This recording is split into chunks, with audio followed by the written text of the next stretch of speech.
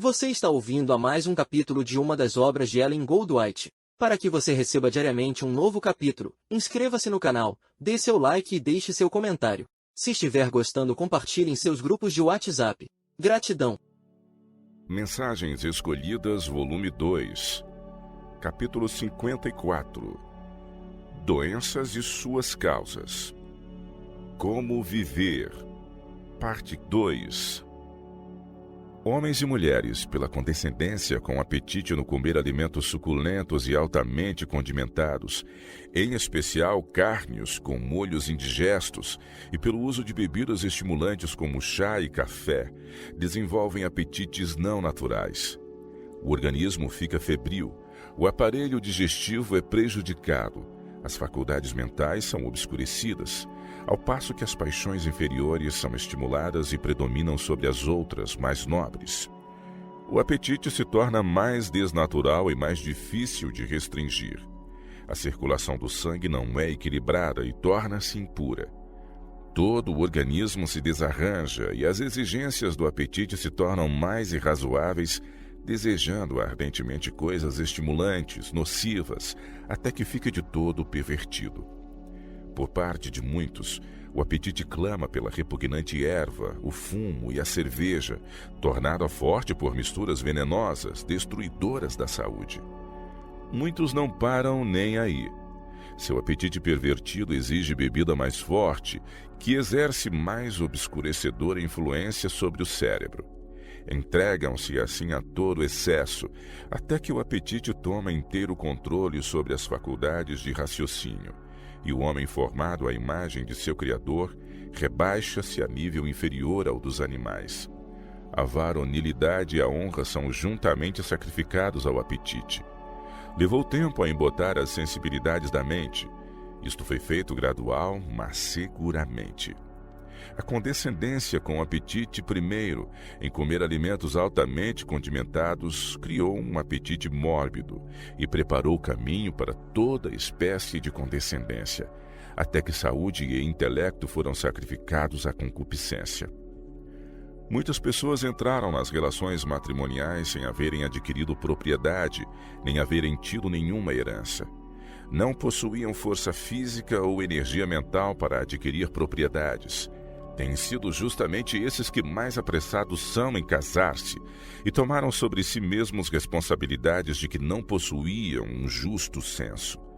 Não eram dotados de sentimentos nobres, elevados, nem tinham uma justa ideia do dever de um marido e pai e do que lhe custaria prover as necessidades de uma família. E não mostraram mais adequação no aumento de sua família do que manifestaram em suas transações de negócios. Os que são seriamente deficientes em tato nos negócios e que são menos qualificados para ser bem-sucedidos no mundo, enchem geralmente a casa de filhos, ao passo que os homens dotados de habilidades para adquirir bens não têm, em geral, mais filhos do que aqueles dos quais podem cuidar devidamente. Os que não são habilitados a cuidar de si mesmos não devem ter filhos. Tem sido o caso que a numerosa prole desses fracos calculistas são deixados a crescer como os animais. Não são devidamente alimentados ou vestidos, e não recebem preparo físico ou mental. E não há nada de sagrado na palavra lar, nem para os pais, nem para os filhos. A instituição matrimonial foi designada pelo céu para ser uma bênção ao homem. Em sentido geral, porém, ela tem sido tão maltratada que se torna terrível maldição. A maioria dos homens e mulheres tem agido na relação conjugal, como se a única questão para eles assentarem fossem amarem-se um ao outro. Devem, no entanto, compreender que impede sobre eles nessa união outra responsabilidade além dessa. Cumpre-lhes considerar se sua prole possuirá saúde física e força mental e moral. Poucos, porém, têm agido com elevados motivos e altas considerações de que a sociedade tem sobre eles direitos que eles não podem afastar levianamente, que o peso da influência de sua família se fará sentir na escala positiva ou negativa. A sociedade compõe-se de famílias, e chefes de família são responsáveis pelo molde da sociedade. Fossem os que decidem entrar no pacto matrimonial sem a devida consideração, sozinhos a sofrer, Então o mal não seria tão grande e relativamente pequeno seria o seu pecado. Mas a miséria que se levanta de casamentos infelizes é sentida pelos seus rebentos. Arrastam após si uma vida de miséria, e se bem que inocentes sofrem as consequências da orientação imprudente dos pais. Homens e mulheres não têm o direito de seguir impulsos ou paixão cega em sua relação matrimonial e depois trazer ao mundo inocentes crianças para compreenderem de várias causas que a vida não tem senão bem pouco de alegria, de felicidade, sendo portanto um fardo. Os filhos herdam geralmente os traços particulares de caráter dos pais e, além de tudo, muitos crescem sem qualquer influência redentora ao seu redor. São frequentemente amontoados na pobreza e na imundícia. Com tais arredores e exemplos, que se pode esperar das crianças ao chegarem ao cenário da ação, a não ser que venham a emergir mais baixo na escala do valor moral que seus pais, e suas deficiências sejam em todos os aspectos mais acentuadas que as deles. Assim tem essa classe perpetuado suas deficiências e arruinado sua prole com a pobreza, a imbecilidade e a degradação. Essas pessoas não se deveriam haver casado, pelo menos não deveriam haver trazido à existência inocentes filhos para partilharem de sua miséria e transmitirem-lhes os seus defeitos com acumulação de misérias de geração em geração, o que é uma grande causa de degeneração da raça. Caso as mulheres das gerações passadas houvessem agido sempre movidas por considerações elevadas, compreendendo que as gerações futuras seriam enobrecidas ou degradadas por seu procedimento, haveriam tomado a atitude de não unirem os interesses de sua vida com homens que nutriam gostos anormais por bebidas alcoólicas, fumo, que é um veneno lento, mas seguro e mortífero, enfraquecendo o sistema nervoso e rebaixando as nobres faculdades da mente. Caso os homens queiram permanecer ligados a esses hábitos vis, as mulheres devem deixá-los à sua bem-aventurança de solteiros, a fruírem esses companheiros que preferem. Elas não se deviam haver considerado de tão pouco valor que unissem seu destino com homens que não tinham domínio sobre seus apetites, mas cuja principal felicidade consistia em comer e beber e satisfazer suas paixões animais. As mulheres nem sempre têm seguido os ditames da razão em vez de ao impulso. Não têm sentido em alto grau as responsabilidades que sobre elas impendem, para formar ligações tais que não haveriam de imprimir em seus descendentes um baixo nível moral e uma paixão para satisfazer apetites depravados, a custo da saúde e mesmo da vida.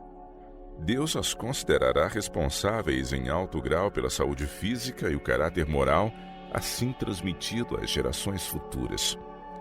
Os homens e as mulheres que corromperam o próprio corpo por hábitos dissolutos rebaixaram também sua inteligência e destruíram as finas sensibilidades da alma. Muitíssimos dessa classe se casaram e deixaram por herança a seus descendentes as manchas de sua própria debilidade física e costumes depravados. A satisfação das paixões animais, a grosseira sensualidade, têm sido as assinaladas características de sua posteridade, descendo de geração em geração, aumentando a terrível grau a miséria humana e apressando a depreciação da raça.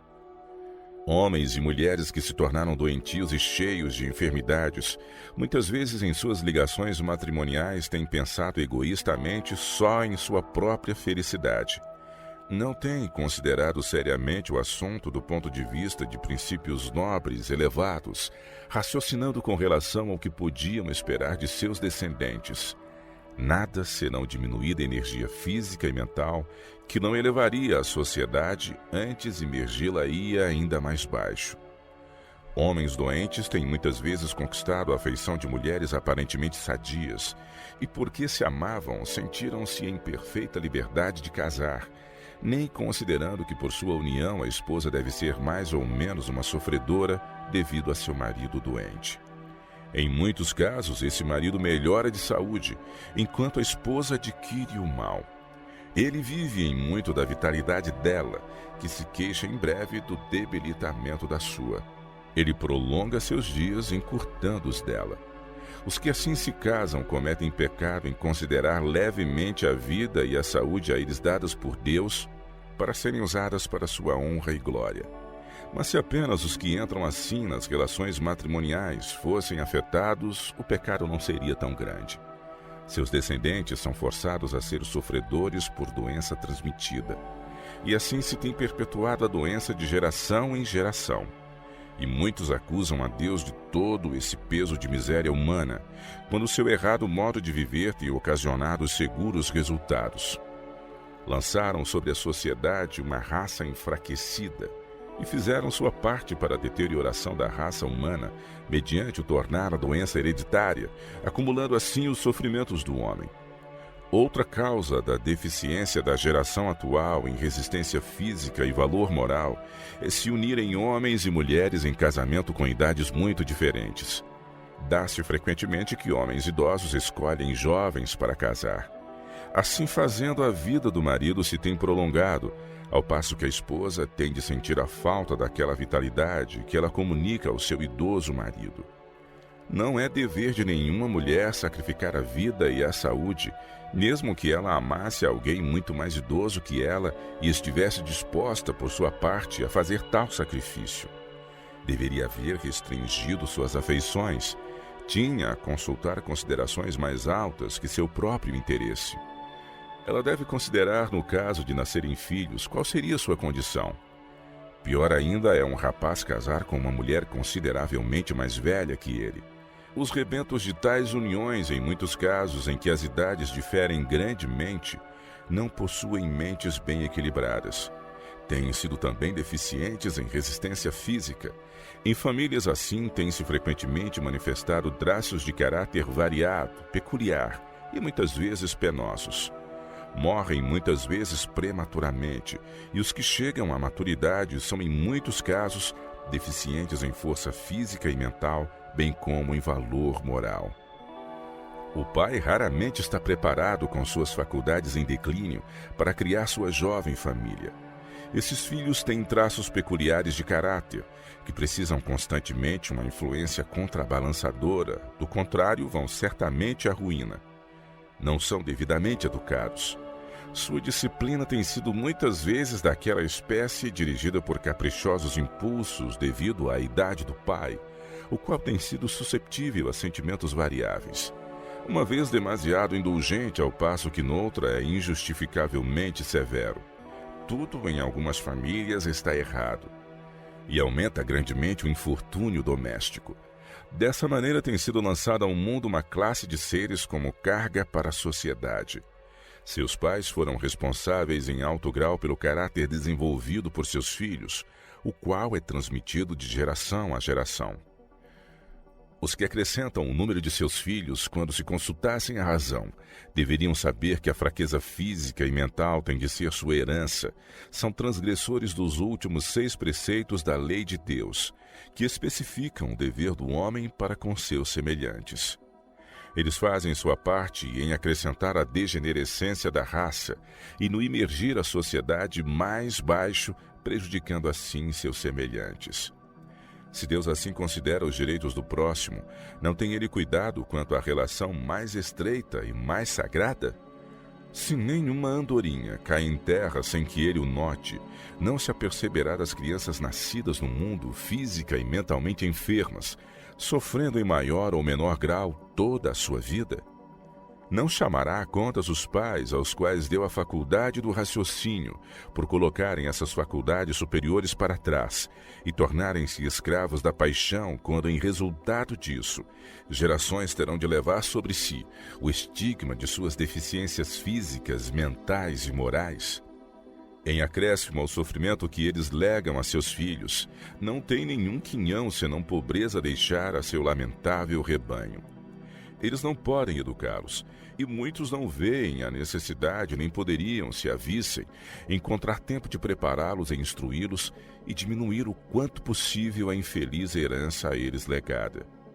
Os pais não devem aumentar a família mais depressa do que saibam que seus filhos possam ser bem cuidados e educados. Uma criança nos braços de sua mãe a cada ano é grande injustiça para com ela. Isto diminui e muitas vezes destrói a fruição social e acrescenta a desdita doméstica. priva os filhos do cuidado da educação e da felicidade que os pais deveriam sentir ser dever seu conceder-lhes. O marido transgride o voto matrimonial e os deveres a ele impostos na palavra de Deus, quando desconsidera a saúde e a felicidade da esposa, aumentando-lhe os encargos e cuidados mediante numerosa prole.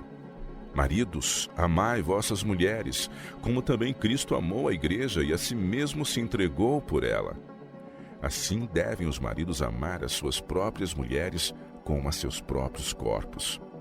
Quem ama a sua mulher, ama-se a si mesmo, porque nunca ninguém aborreceu a sua própria carne, antes a alimenta e sustenta, como também o Senhor a igreja. Efésios capítulo 5, versos 25, 28 e 29. Vemos essa santa ordem quase inteiramente menosprezada, mesmo por professos cristãos. Por toda a parte a que podeis olhar, vereis mulheres pálidas, doentias, esgotadas, alquebradas, deprimidas, desanimadas. São em geral sobrecarregadas de trabalho e esgotadas as energias vitais pelos partos frequentes. O mundo está cheio de imagens de seres humanos que não têm nenhum valor para a sociedade. Muitos são deficientes de inteligência e muitos que possuem talentos naturais não os empregam para quaisquer fins beneficentes. Não têm cultura e uma das grandes razões disto é: os filhos se multiplicaram mais depressa do que podiam ser bem educados e foram deixados crescer mais ou menos à semelhança dos animais. Os filhos desta geração estão sofrendo com seus pais mais ou menos a pena da violação das leis da saúde.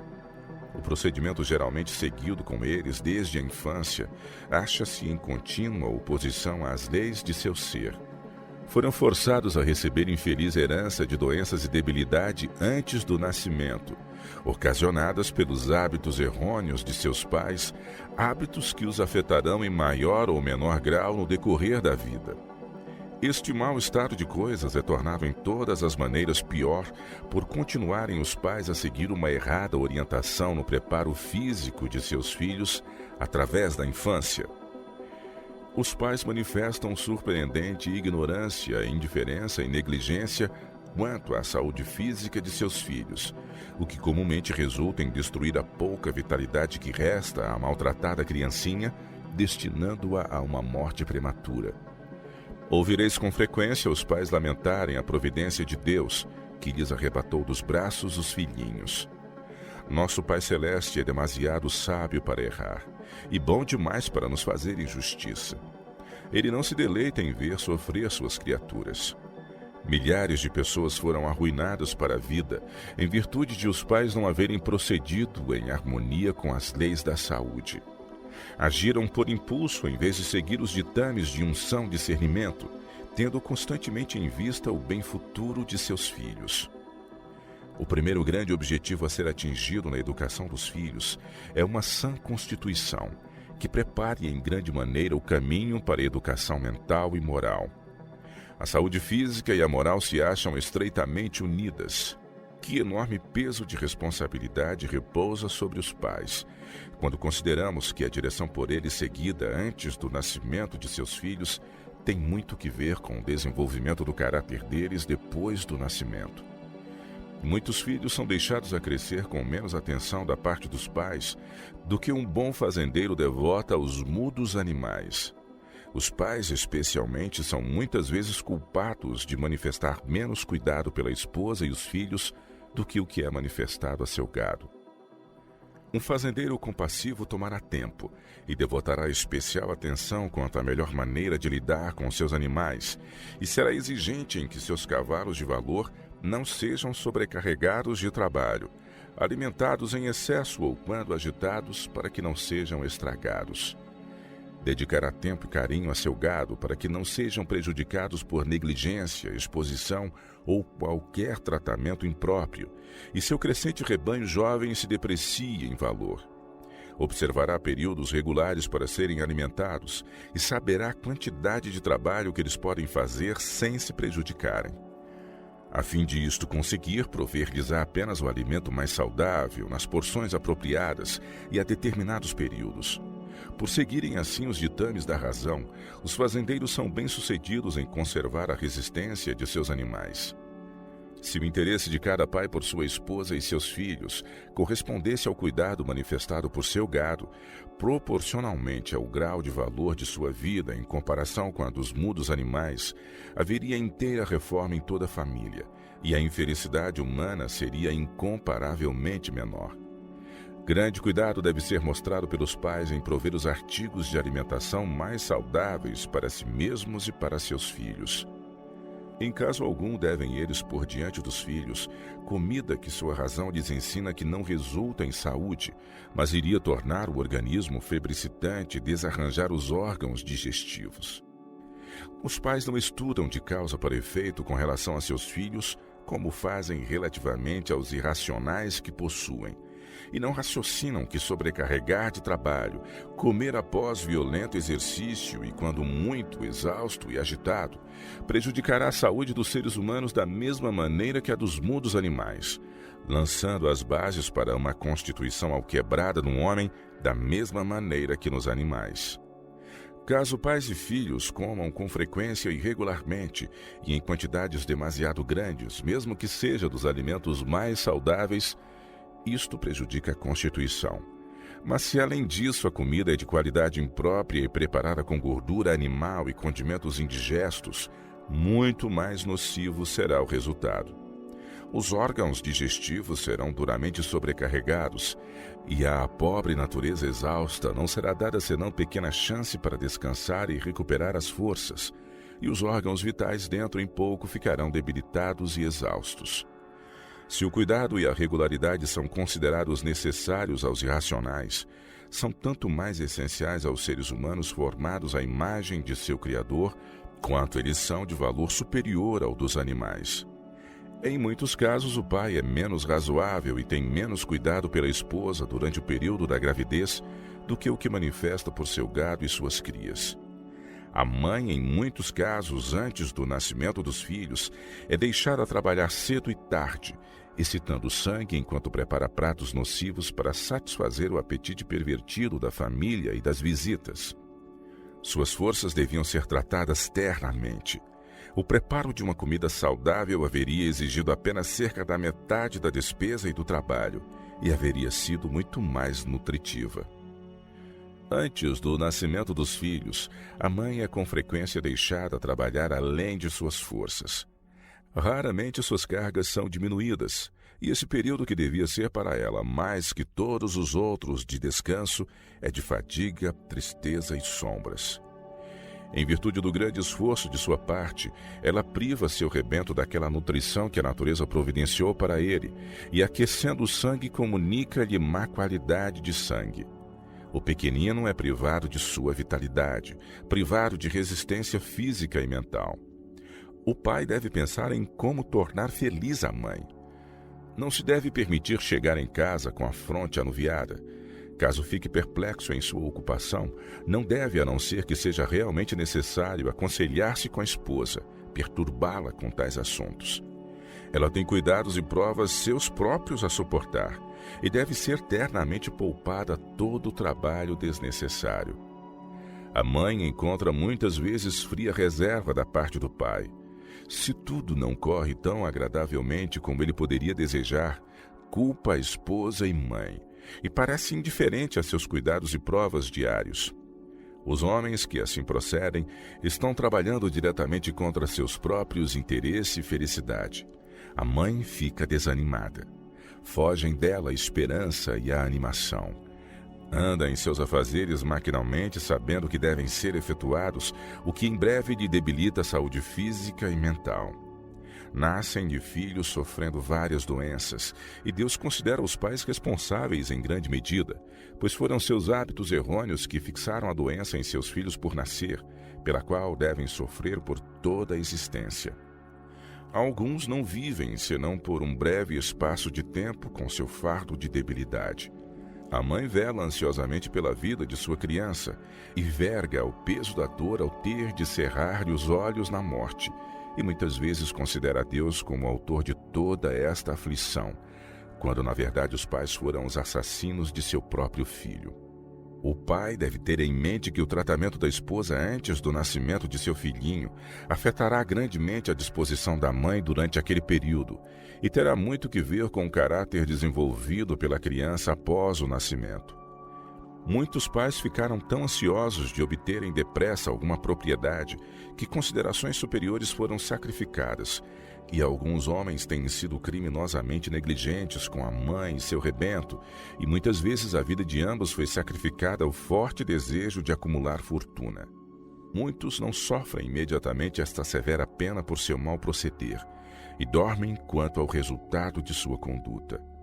A condição da mulher não é às vezes melhor que a de uma escrava, e ocasiões ela é tão culpada quanto ao marido de desperdiçar as forças físicas para obter meios para viver segundo a moda. É um crime da parte dessas pessoas terem filhos, pois sua prole será com frequência deficiente em valor físico, mental e moral e levará o cunho da infelicidade, mesquinhez e egoísmo dos pais, e o mundo será infelicitado por sua mesquinhez. É dever de homens e mulheres agir segundo a razão relativamente a seu labor. Não devem gastar as energias desnecessariamente, pois assim fazendo, não somente trazem sofrimentos a si próprios, mas por seus erros acarretam ansiedade, fadiga e sofrimento àqueles a quem amam, que requer tal soma de trabalho, intemperança no comer e no beber, e o desejo de riqueza tem levado a essa intemperança. Caso o apetite seja controlado e seja ingerido apenas o alimento saudável, haverá tanta economia nas despesas que homens e mulheres não serão compelidos a trabalhar além de suas forças, violando assim as leis da saúde.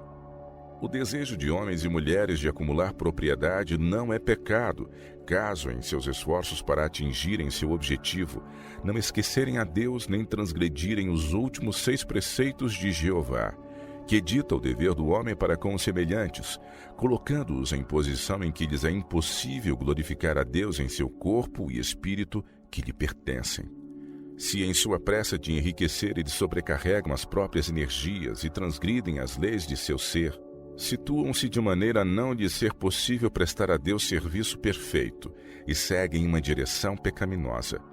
Os bens assim obtidos são à custa de imenso sacrifício.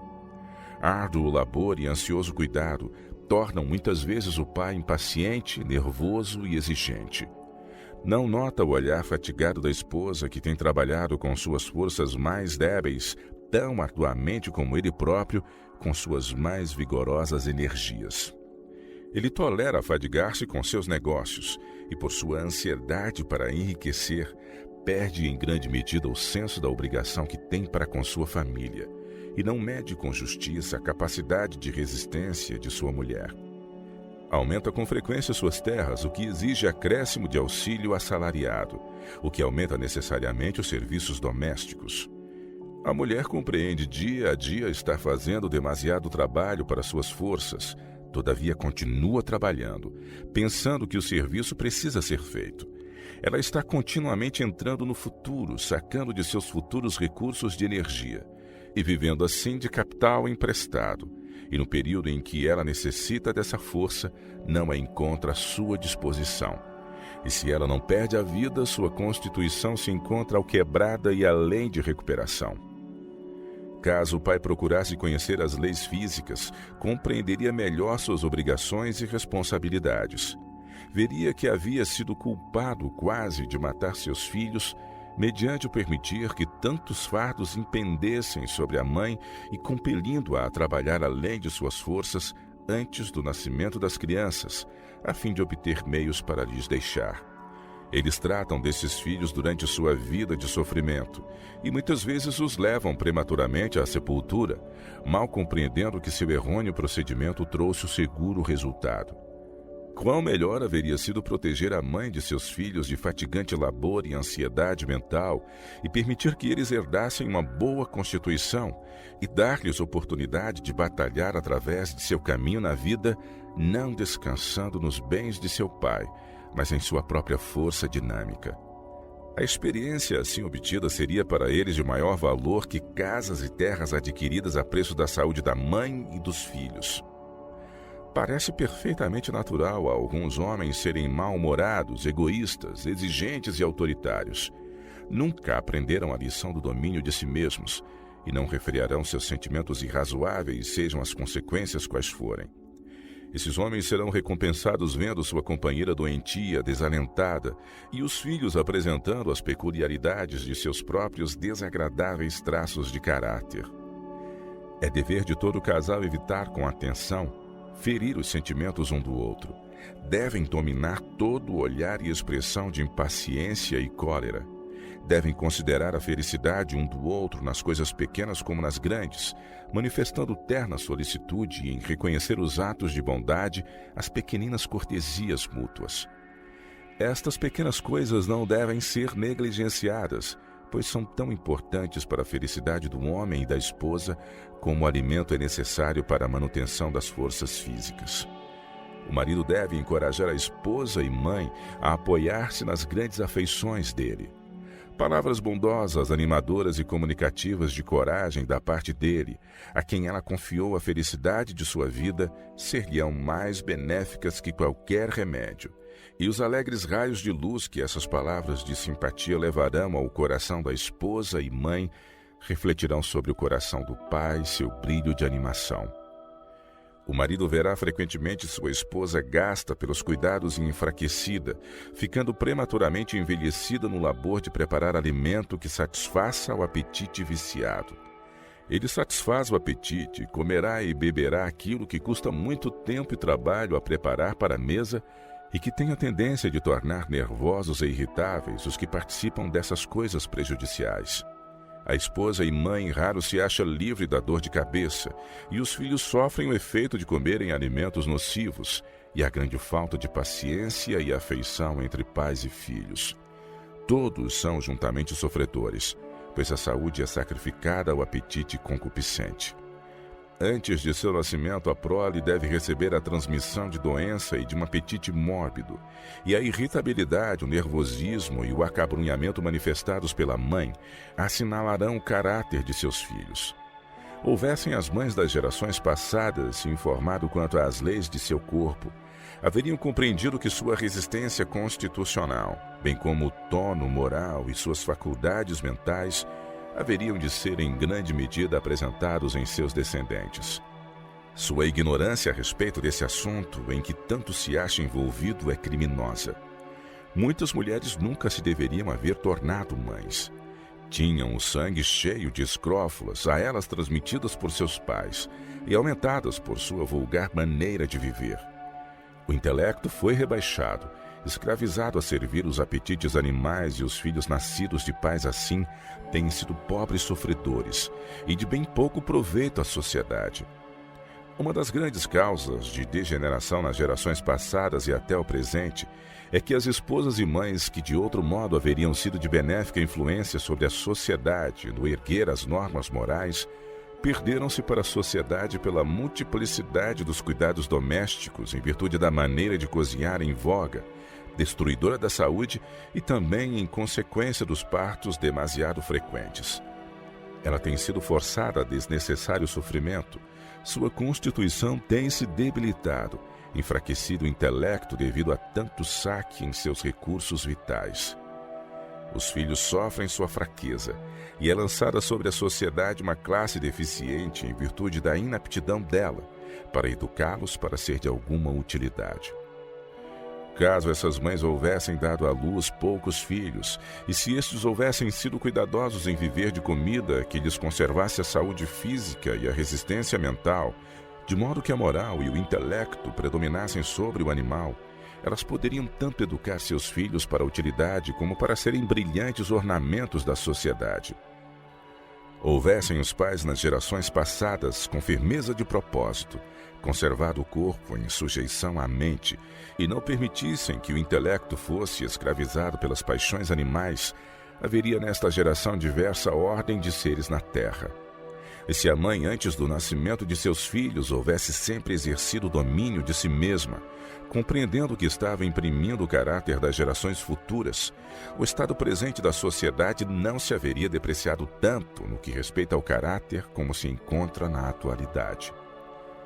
toda mulher prestes a tornar-se mãe deve cultivar constantemente, sejam quais forem as circunstâncias, uma disposição feliz, animada, contente, sabendo que por todos os seus esforços nessa direção será recompensada 10 vezes mais no físico, assim como no caráter moral de sua prole. E isto não é tudo. Ela pode, pelo hábito, acostumar-se a pensar alegremente, estimulando assim um feliz estado mental e lançar sobre a família, bem como sobre aqueles com quem está em contato, um animoso reflexo de sua própria felicidade de espírito. E sua saúde física experimentará considerável melhora. Comunicar-se-á vigor às fontes vitais. O sangue não se moverá preguiçosamente, como aconteceria caso ela se entregasse ao acabrunhamento, às sombras. Sua saúde mental e moral é fortalecida pela elasticidade de seu espírito. O poder da vontade pode resistir a impressões mentais e demonstrar-se-á grande calmante nervoso. As crianças privadas daquela vitalidade que deviam haver herdado dos pais devem receber o máximo cuidado. Por acurada atenção às leis de seu ser, pode ser estabelecida condição muito melhor. É crítico o período em que a criança recebe nutrição de sua mãe. Muitas mães, enquanto amamentam os filhos, são deixadas a trabalhar excessivamente, a aquecer o sangue ao cozinhar, e o pequenino é seriamente afetado, não somente com o alimento agitado no seio materno, mas seu sangue é envenenado pelo regime prejudicial da mãe, que tem agitado todo o seu organismo, o que afeta o alimento da criança. Esta será afetada também pelo estado mental materno. Se ela está infeliz, se fica facilmente agitada e irritável, dando vazão a explosões de temperamento, a comida que a criança recebe de sua mãe será abrasada, produzindo muitas vezes cólica, espasmos e, em certos casos, ocasionando convulsões e ataques. O caráter da criança também é, em maior ou menor grau, afetado pela natureza da alimentação recebida de sua mãe. Quão importante, pois, que esta, enquanto aleitando seu pequenino, conserve feliz estado mental, tendo perfeito domínio sobre o próprio espírito. Assim fazendo, o alimento da criança não é danificado e a maneira calma, dominada, mantida pela mãe no lidar com seu filhinho, tem muito que ver com o moldar de sua mente. Se ele é nervoso, facilmente agitado, o modo cuidadoso e moderado da mãe terá suavizadora e corretiva influência, e a saúde do pequenino pode ser muito melhorada. Os nenéns têm sido grandemente maltratados mediante um trato errôneo. Se ele estava desassossegado, era geralmente alimentado para fazê-lo aquietar, quando, na maioria dos casos, a própria causa do desassossego era justamente haver ele recebido demasiado alimento, tornados nocivos pelos hábitos errôneos de sua mãe. Mais comida só podia tornar o caso pior, pois seu estômago já se achava sobrecarregado. As crianças são, em geral, criadas desde o berço para condescender com o apetite e são ensinadas que vivem para comer. A mãe faz muito para a formação do caráter de seus filhos em sua infância. Pode ensinar-lhes a reger o apetite ou a condescender com ele e tornarem-se gulosos. A mãe arranja muitas vezes seus planos para fazer certa quantidade de trabalhos durante o dia, e quando as crianças a perturbam, em vez de tomar tempo para acalmá-las em suas pequeninas aflições e distraí-las, dá-lhes alguma coisa para comer a fim de as conservar quietas, o que corresponde ao desígnio por alguns momentos, mas torna finalmente as coisas piores.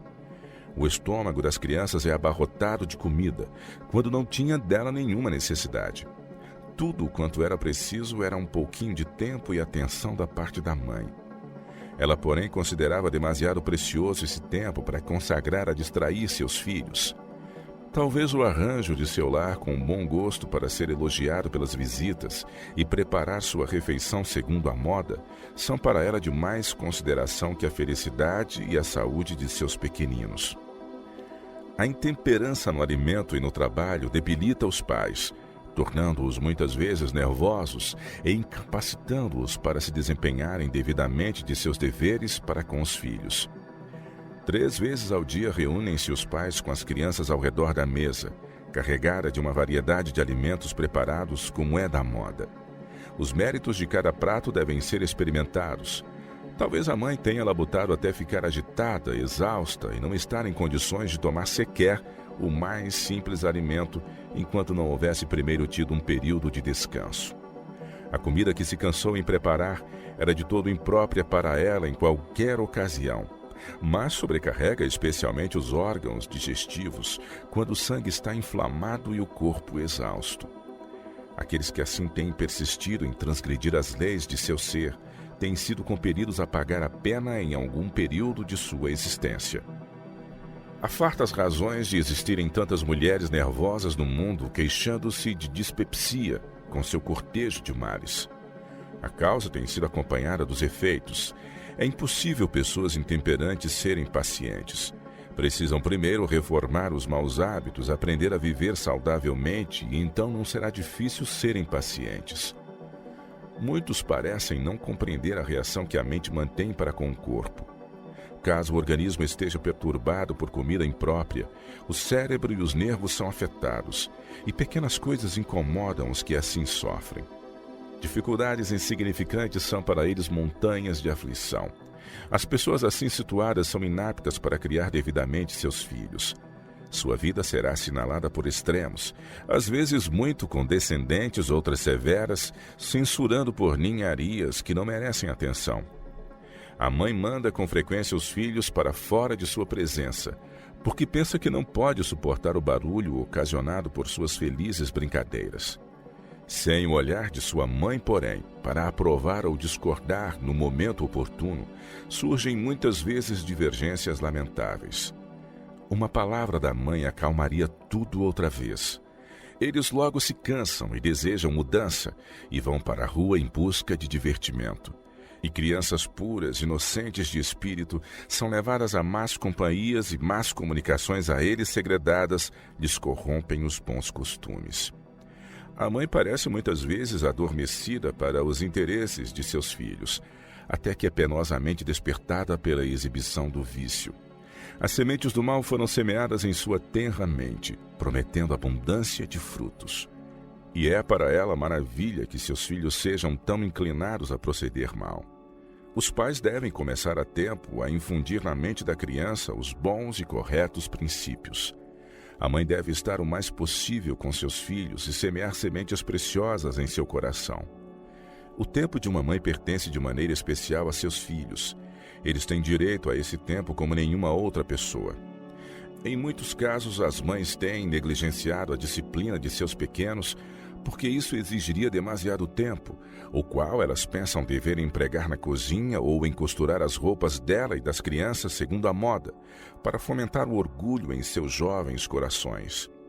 A fim de manterem calmos seus irrequietos filhos, dão-lhes bolo ou doces quase a qualquer hora do dia, e o estômago deles fica abarrotado de coisas nocivas em períodos irregulares. As faces pálidas testificam de que as mães estão fazendo o que podem para destruir as forças vitais restantes de seus pobres filhos. Os órgãos digestivos acham-se constantemente sobrecarregados e não lhes permitem períodos de repouso. O fígado torna-se inativo, o sangue impuro, e as crianças são doentias e irritáveis, porque são verdadeiras sofredoras devido à intemperança e é impossível exercerem paciência. Os pais admiram-se de que seus filhos estejam tão mais difíceis de controlar do que costumam ser dantes, quando na maioria dos casos sua própria direção criminosa os tornou o que são.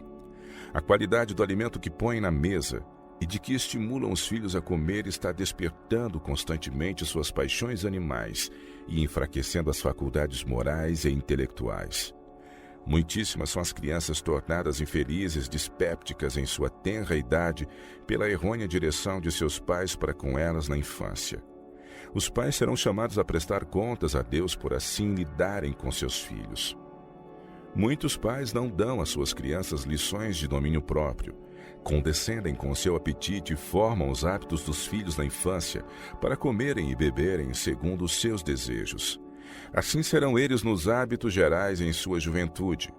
Os desejos não lhes foram restringidos e, à medida que ficam de mais idade, não somente condescendem com os hábitos comuns da intemperança, mas irão mesmo mais longe na satisfação própria. Escolherão seus próprios companheiros, embora corruptos. Não podem suportar restrições da parte de seus pais. Darão rédeas soltas às suas corruptas paixões, e pouca será sua consideração para com a pureza ou a virtude. Esta é a razão de haver tão pouca pureza e valor moral entre a juventude em nossos dias, e é a grande causa por que homens e mulheres se acham sob tão pouca obrigação de prestar obediência à lei de Deus. Alguns pais não têm domínio sobre si mesmos, não controlam os próprios apetites mórbidos ou seu temperamento apaixonado, e portanto não podem educar os filhos com relação a negar-se a si mesmos no apetite e ensinar-lhes a se dominarem a si mesmos. Muitas mães acham que não têm tempo para instruir seus filhos, e a fim de os afastarem de seu caminho e se verem livres do ruído e perturbação que causam, mandam-nos para a escola. A sala de aulas é um penoso lugar para as crianças que herdaram constituições enfraquecidas. As salas de aula não foram em geral construídas tendo em consideração a saúde, mas ao barato. As salas não foram arranjadas de modo a serem ventiladas como deviam ser, sem expor as crianças a resfriados sérios. E os assentos raramente foram feitos de maneira que os pequenos se pudessem sentar confortavelmente, conservando a pequena estrutura em crescimento em posição apropriada para garantir a saudável ação dos pulmões e do coração. Os pequenos podem crescer quase segundo qualquer forma e podem, por hábitos de exercício e posições apropriadas do corpo, obterem formas saudáveis. É destrutivo para a saúde e a vida das crianças que elas se sentem na sala de aulas em bancos duros, mal formados de 3 a 5 horas por dia, inalando o ar impuro ocasionado por muitas respirações. Os pulmões fracos ficam afetados. O cérebro, do qual se deriva a energia nervosa de todo o organismo, se enfraquece por ser chamado a exercício ativo antes de a resistência dos órgãos mentais achar-se suficientemente amadurecida para suportar a fadiga. Na sala de aulas está seguramente posto o fundamento para doenças de várias espécies. Mais especialmente, porém, o mais delicado de todos os órgãos, o cérebro, tem ficado muitas vezes permanentemente prejudicado por demasiado exercício. Isto tem com frequência ocasionado inflamação, depois hidropsia da cabeça e convulsões, com seus temíveis resultados. E a vida de muitos tem sido assim sacrificada por mães ambiciosas. Das crianças que, ao que parece, tiveram suficiente força de constituição para sobreviver a esse tratamento, muitas há que levam através da existência os seus efeitos. A energia nervosa cerebral fica tão fraca que depois que eles chegam à maturidade, é-lhes impossível resistir a muito esforço mental. A força de alguns dos delicados órgãos do cérebro parece achar-se exausta. E não somente a saúde física e mental das crianças tem sido posta em risco por mandá-las demasiado cedo à escola, mas elas têm perdido no sentido moral. Têm tido oportunidades de relacionar-se com crianças de maneiras incultas. Foram atiradas na sociedade dos ordinários e rudes que mentem, blasfemam, furtam e enganam, e que se deleitam em comunicar aos mais jovens que eles o seu conhecimento do vício. As crianças deixadas a si mesmas aprendem o mal mais depressa que o bem. Os hábitos maus melhor se adaptam ao coração natural, e as coisas que veem e ouvem na infância e meninice se lhes imprimem profundamente no espírito, e o mal semeado em seu jovem coração criará raízes, tornando-se espinhos agudos a ferir o coração dos pais. Nos primeiros 6 ou 7 anos da vida de uma criança, deve-se dar atenção especial ao seu preparo físico mais do que ao intelectual. Depois desse período, se for boa a constituição física, deve receber atenção à educação de ambos os aspectos. A infância estende-se até a idade de 6 ou 7 anos. Até essa idade, as crianças devem ser deixadas como pequeninos cordeiros a andar em volta da casa e no quintal, vivos e espertos, correndo e saltando, livres de cuidados e preocupações. Os pais, especialmente as mães, devem ser os únicos mestres desses espíritos infantis. Não os devem educar por livros. As crianças geralmente são curiosas por aprender as coisas da natureza. Fazem perguntas acerca das coisas que veem e ouvem, e devem os pais aproveitar a oportunidade de instruir e responder com paciência às suas pequenas indagações.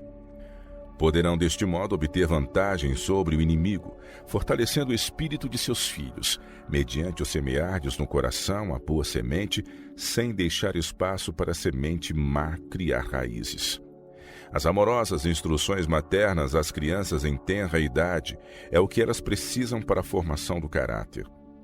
A primeira lição importante para as crianças aprenderem é a negação do apetite. É dever da mãe atender às necessidades dos filhos, suavizando e distraindo-lhes o espírito em vez de dar-lhes comida, e assim lhes ensinando que o comer seja o remédio aos males da vida.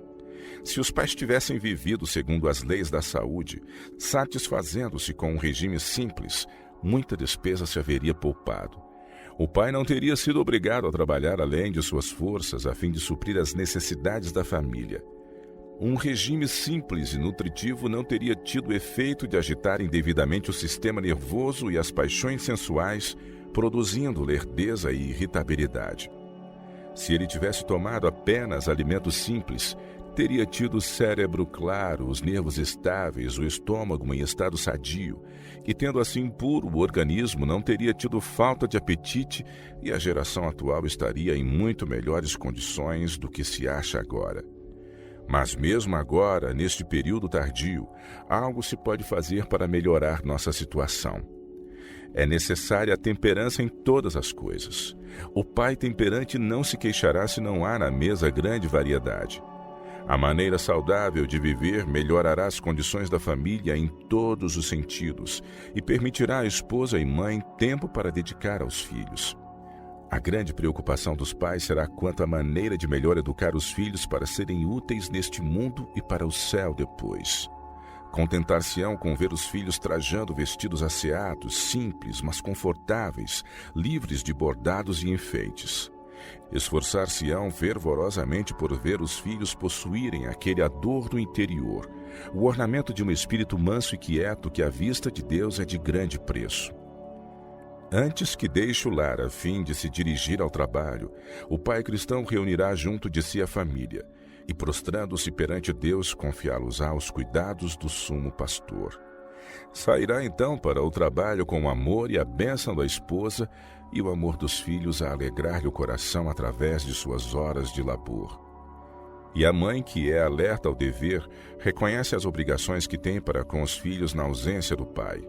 Ela sentirá que vive para o marido e os filhos. Educando retamente os filhos, ensinando-lhes hábitos de temperança e domínio próprio e incutindo-lhes os deveres para com Deus, ela os habilita a tornar-se úteis no mundo, a erguer a norma da moral na sociedade e a reverenciar e obedecer à lei de Deus. Paciente, perseverantemente, a mãe piedosa instruirá os filhos, dando-lhes regra sobre regra e preceito sobre preceito, não de modo ríspido, forçando-os, mas com amor e ternura ela os ganhará. Eles considerarão as suas lições amorosas e alegremente lhe escutarão as palavras de instrução. Em vez de mandar afastarem-se de sua presença os filhos, para que seu ruído não a perturbe, e não se aborreça com as muitas atenções que eles exigem, sentirá ela que seu tempo não pode ser mais bem empregado do que abrandando e distraindo-lhes a mente irrequieta e ativa com algum entretenimento ou alguma ocupação leve e feliz. A mãe será amplamente recompensada pelos esforços de tomar tempo para inventar entretenimento para os filhos. As crianças amam a companhia. Em geral, não apreciam estar sozinhas, e a mãe deve entender que, na maioria dos casos, o lugar de seus filhos quando estão em casa é o aposento onde ela está. Pode, então, tê-los sob suas vistas e estar preparada para ajustar pequenas diferenças, quando para ela apelam e corrigir hábitos maus ou a manifestação de egoísmo ou paixão, e pode dar-lhes ao espírito a direção certa. Aquilo de que as crianças gostam, pensam elas que há de agradar à mãe, e é perfeitamente natural que consultem a mãe em pequeninas questões que as fazem perplexas. E não deve a mãe ferir o coração de seu sensível filhinho, tratando com indiferença o assunto ou recusando-se a ser incomodada com coisas assim pequenas. Aquilo que pode ser pequeno para a mãe, para ele é grande. E uma palavra de orientação ou aviso na ocasião oportuna muitas vezes se demonstrará de grande valor. Um olhar de aprovação, uma palavra de animação e louvor por parte da mãe, muitas vezes lhes deixa no jovem coração um raio de sol o dia inteiro. A primeira educação que os filhos devem receber da mãe logo na infância deve dizer respeito à sua saúde física. Deve-se lhes permitir tão somente alimentos simples, da qualidade que os preserve nas melhores condições de saúde. E esse alimento só deve ser tomado em períodos regulares, não mais do que 3 vezes ao dia. E 2 refeições seria mesmo melhor do que 3. Se as crianças forem disciplinadas devidamente, logo aprenderão que nada conseguirão com choro e irritação. A mãe judiciosa procederá na educação dos filhos, não meramente com vistas ao seu conforto presente, mas visando o seu bem futuro. E para esse fim ela ensinará aos filhos a importante lição do controle do apetite e da abnegação, que devem comer, beber e vestir-se, tendo em vista a saúde. A família bem disciplinada que ame e obedeça a Deus será bem-humorada e feliz. O pai, ao voltar do trabalho cotidiano, não trará para o lar as suas perplexidades. Sentirá que o lar e o círculo da família são sagrados demais para que sejam manchados com infelizes perplexidades. Quando saiu do lar, não deixou atrás seu Salvador e sua religião. Ambos foram seus companheiros. A suave influência de seu lar, a bênção da esposa e o amor dos filhos tornam leves os seus fardos e volta tendo no coração a paz, e palavras animosas e animadoras para a esposa e os filhos que o aguardam para alegres lhe darem as boas-vindas.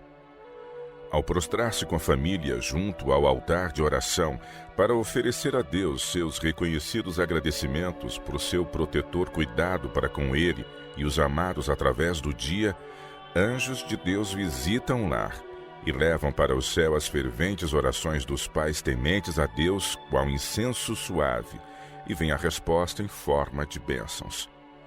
Devem os pais impressionar os filhos com o pensamento de que é pecado consultar o gosto, para prejuízo do estômago. Deve-se-lhes impressionar o espírito com a ideia de que, violando as leis de seu ser, pecam contra seu Criador. As crianças assim educadas não será difícil restringir. Não serão sujeitas a temperamento irritadiço e volúvel, e estarão em muito melhores condições para fruírem a vida. Essas crianças mais de pronto e mais claramente compreenderão suas obrigações morais.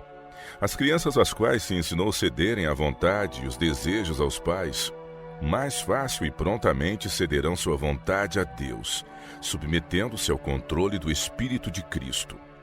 O motivo de muitos que alegam ser cristãos terem provações numerosas que impõem à igreja um fardo é não terem sido educados corretamente em sua infância, tendo sido deixados em grande medida a formarem eles mesmos o seu caráter.